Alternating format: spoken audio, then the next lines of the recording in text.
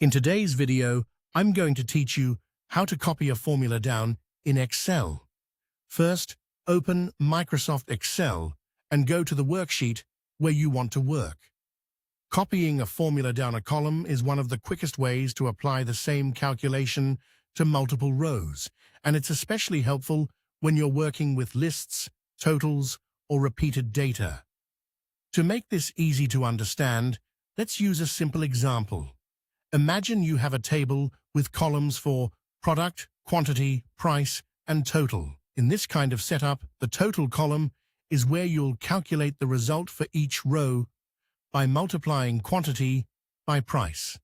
Start by entering your formula in cell D2. Type equals B2 times C2, then press Enter.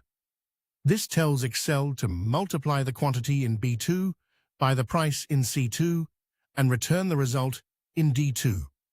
Once the formula is working, click back on cell D2 to select it. Now look at the bottom right corner of the selected cell. You'll see a very small square. This is called the fill handle. Move your mouse over that square, and when your cursor changes to a black plus sign, click and drag downward through the rows where you want the formula copied. As you drag, Excel automatically adjusts the cell references for each row. So the formula changes from B2 times C2 to B3 times C3, then B4 times C4, and so on. This is what makes the fill handle so useful. You only need to write the formula once, and Excel updates the row references for you. There's also a faster option.